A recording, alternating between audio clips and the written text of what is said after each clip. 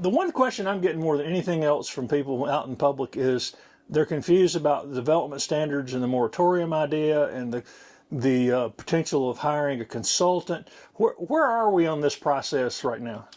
The idea of a moratorium was brought up by members of council. Then on the second reading, it was added that each district could decide whether they wanted a moratorium. Then it was tabled, and that's where it lies at this present time. It is tabled. Ms. Wilson and Mr. Tommy Dunn have requested an Attorney General's opinion on the legality of a moratorium. That was done at the last council meeting, so that's where it is right now. On development standards, even as we speak today, and while we're here in the subterranean area of the historic courthouse, they are discussing various measures on development standards. There have been several that have been tweaked already. There will be more. Yes, we have talked to a consultant who has an excellent track record of doing a unified development ordinance, because some of our ordinances are here, some of them are in road maintenance, and some of them are here, and some of them may not be exactly clear. They're open to interpretation. So what we're hoping to do is to put all of this in a concise document so people will have an excellent understanding of what development regulations are in Anderson. Also a component of that from some council members is to make people aware of how you zone property in Anderson County. So that is an outreach method. It's not to tell you to zone, it's to tell you, if you so desire, this is what you must follow. And that's just, the county's happy to do that at any time, and they've historically done that when people have questions. So there's a lot of activity on development ordinances right now. These things will not stop, but they will be part of the larger unified development ordinance.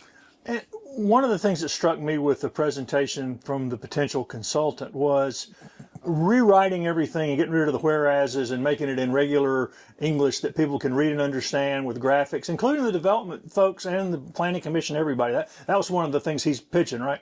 And that's one of the things I think that would help things become clear, not only to developers, but to landowners, but to the general public. And I think that will be very, very helpful for everybody. So we'll wait now to see if council, they're going to ask him for a proposal, I guess, They next. have requested a proposal. Right, that was the thing. And we're waiting on the proposal. Right. If that's successful, I wonder if we could find somebody down the road to rewrite all the ordinances and get rid of the whereases. Well, we do codification of all the ordinances on a regular basis. Right. Those are every ordinance in the county. But this, because it's such a sensitive area, requires special treatment. Paul seems to be getting hit hard again. They're overcrowded and don't have any room. Overcrowded. Greenville's overcrowded. Every animal shelter in the United States of America. Why are we so overcrowded right now? I do not know. I mean, it's a horrible situation, but it's nationwide. And I don't know if it has something to do with the lingering effects of COVID or what, but we spay and neuter everything that walks in the door that we're allowed to. We do that. The Humane Society does that. Our professional veterinarian offices do that. And it just continues unabated, the number of animals that we deal with. And the feral cat program's still in effect too, right? Yes, it is. As a matter of fact, worked with some of those people a couple of weeks ago. So people go out and catch them, and then they spay and neuter them and then return them to the area and let them live out their lives peacefully. We can use volunteers. We can always use cat food. We can use dog food. We can use old newspapers. If you can find any newspapers, we use those. All of those. They're all things old are if you needed. find them. Yeah, and all of those things are needed at Paul's on a regular basis. Are there any events planned before the big summer thing out at the Civic Center right now? Oh, we have the circus is coming to town for 12 days. It's a circus that doesn't feature animals. There may be some dogs, but you know, it's a human circus. And it will be under the big top, just like in the old days. So that's coming up. We've got a home show coming up. We have several events that are going at it. I guess the circus and the fair are the fair is the next big and one. the fair is almost right after the circus. And we started planning this year, not for this Easter, but we're planning next year for a massive Easter egg drop. And we don't know whether we're going to drop them from a balloon, hot air balloon shaped like a bunny rabbit, or we're going to do it with a helicopter and have the Easter bunny parachute out of the helicopter. But we're working on it. We'll revisit that We'll next revisit spring. that Yeah. next spring. The fair, how's the fair been doing in recent years? Great. It grows every year. They pay us a substantial amount of money to rent the space. Everyone seems to enjoy it, and everyone seems to look forward to it. And they generally do very well, and it's working very well for us, because you remember there was a long time where there was no fair, and we were able to work out with Mr. Drew to bring the fair back to Anderson, and we're happy about that. And I'm hoping over time that we can add the agricultural portions of the fair that I always enjoyed very much going up, and hopefully we can get back to that. Yeah, right. That was always a big deal for the kids and the animals Yes. and stuff. Yeah. Do you think the county needs a new entertainment venue for indoor concerts and plays and other events? I wish that we had a venue. There's a building on Main Street that I wish we had. You know that people such as yourself attend events at the old high school in Walhalla. Abbeville has the historic Opera House. Newberry has their Opera House. And there's a circuit of entertainers who follow that. It's a smaller venue, but they bring in a lot of really good people. I think that would be very successful in downtown Anderson. But that's not something the county can do. Right now, our entertainment venue, which we had a tour of this morning, is the new Anderson County Detention Center. Yeah, That's where our money's going. a little less entertaining. Much less entertaining. Could the county actually buy the old Bleckley Center? I mean, is that something the county could do? It would have to be a partnership. It would have to be a partnership.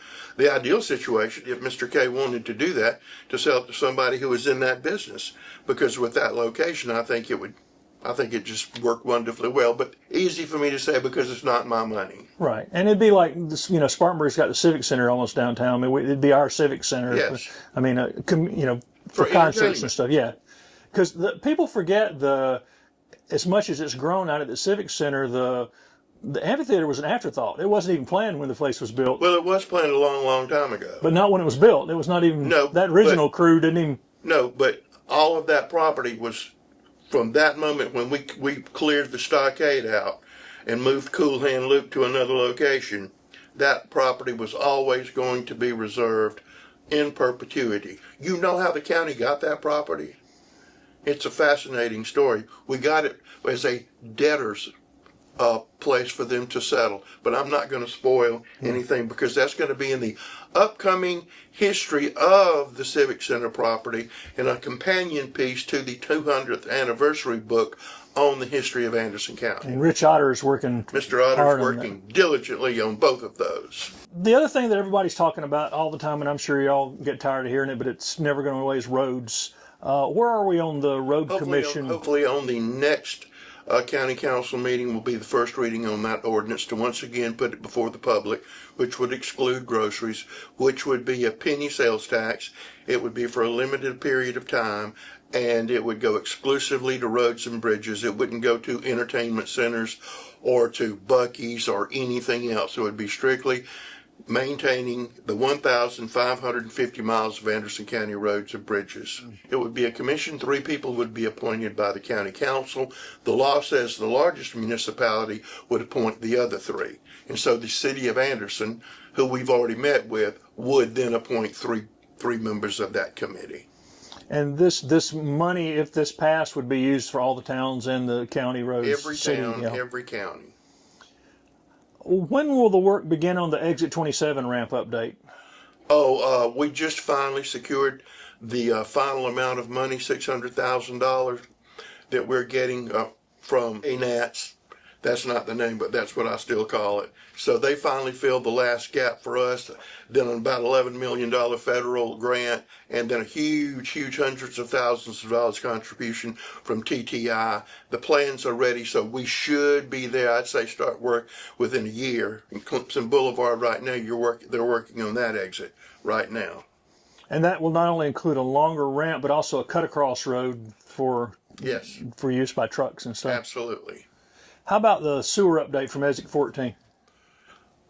Exit 14, that's live now, and the 620 wastewater treatment plant is now in mothballs, and all of that is going to the 2 city treatment plants that we're in partnership, or rather, we own capacity in those plants with the city.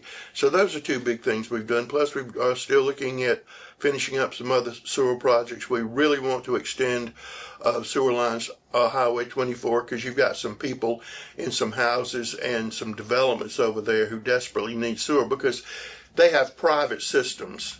And those private systems are not in good shape. And because they're very close to the lake, it would be environmentally sound for us to extend our sewer lines in that area to get them off of those old, antiquated sewer treatment systems. And back to Exit 14 before we leave it, is there a lot of interest in development out there Yes, there's a lot of now? Now that interest in sewer's development. live and ready to go? Yep. Any announcements coming anytime soon? Not this week. Not this week. Any other announcements on the horizon we hadn't talked about lately? We got a couple coming up. We're not ready to do it, but we've got some hopefully very exciting things that are going to come to pass here probably in 4 months, I'm hoping. Really interesting things that people tell us all the time they wish that we had. So hopefully everything's going to go well there. And some of the things that were announced like last year are now finally hiring. There's a lot going on. It's just they're hiring people, and people are leaving our incubator. Vertiv is now leaving the incubator space that out at 1428, and they have the plant, and then they have the plant up the road, so they're expanding greatly because they make in essence switch gear for special purposes, and so they're doing wonderfully well. So another successful birth from our business incubator, Soft Landing Zone. We're also kind of getting into that time of year, the great Anderson County cleanup. That's fixing to start. It's already taken place in some places. Honeypath's already had theirs. Pendleton's is coming up. Mr. Glenn Davis was out picking up trash last Saturday. I don't think Mr. Glenn Davis, Councilman Glenn Davis, has had Saturday off in some time. So, yeah, it's taking place all around the county. We had a shred day at 1428 already, and everybody's picking up and cleaning up Anderson County. That big greater cleanup event's coming up for early April, right? Correct, yes, sir. And do you know how much trash has grown as the county has grown? How much? I can tell you that it has increased tremendously. Mr. Greg Smith, who is over solid waste and all of those operations and does a fantastic job, can probably tell you to the ton. But the amount of landfill we need is continues to grow, and yes, it's going to continue. And the convenience centers continue. I just from being out at them, I can see how busy they. I mean, they're busy all the time. They get backed up. Another thing coming up pretty quick is the airport playground grand opening. Really That's happy been a about long time that. coming.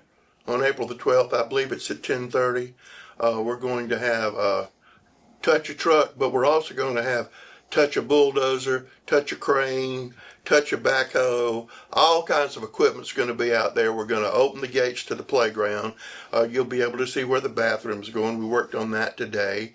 And then where the other extension of that will be, we will be giving hot coffee away to all the parents who want to attend. And we're going to have some other things and aviation related things out there. So it ought to be a big fun morning that day. And it's a Saturday morning, so everybody can come out and see. And the kids can all shake hands with Brett Garrison. Shake hands with the Brett Garrison. And maybe he can fly a helicopter and an airplane at the same time because he just got his helicopter license. It is spring, and every township in the whole county now is getting ready for their festivals and all. I got Jubilee and the Chili Cook-Off and the Iowa Spring Express Festival. Are you able to get to any of these? I've seen you at Jubilee. Yeah. Last year I was at Belton. Oh. And I was at the Jubilee. And I was in Williamston. I hit as many of them as I can because I enjoy them. I like that. Well, those crowds are very indicative of how much this county is growing. So. Well, I mean, they're all wonderful festivals, and they bring people, naturally people who live here, but they bring a whole lot of people who don't live here. So we enjoy them all, and the county council supports each and every one of them. And of course, the Pendleton Jubilee has been recognized as one of the top on the East Coast festivals for art and that kind of thing too. And that'll be packed. I've talked with Judge Maddox and Marlene McLean about the mental health court. It's been up and running now, and they're seeing success. And Judge Maddox says it's the most satisfying thing he's ever been a part of as a judge. Well, it's going wonderfully well. It's still in its embryonic stage, but it's already saving people's lives and affecting people's lives. The county wrote a grant to get that started as part of the Criminal Justice Coordinating Committee, which they've had several successes instrumental in making people aware of the need for the jail and also with this mental health court. And it is a place where you can be diverted from going down the criminal path, where you're in a strict program where you get support, counseling, and assistance. And if you complete that, you don't have a record, and it's already helped people get on the straight and narrow, and it's absolutely wonderful. And it's just only going to continue to get better. And it's kind of modeled after the drug court that's been going a while, that's helped people that are Absolutely. charged similarly, that have been able to turn their lives around. Toured the Anderson County Detention Center today, and it is 22% complete. But if you go by there, you can now see the steel is way up in the sky. And that project is moving along, 22% complete. We're still looking at a December completion on all the work at the courthouse. And as of today, when I was out at the Civic Center, even though I told everybody on your program that we hoped Kid Venture would be open by December, I was wrong. But hopefully in the next 2 to 3 weeks, we'll be having good news there. And naturally, we're getting ready for the splash pad to open back up. Yep. And since you mentioned December, the Christmas tree will be bigger again this year. Always is.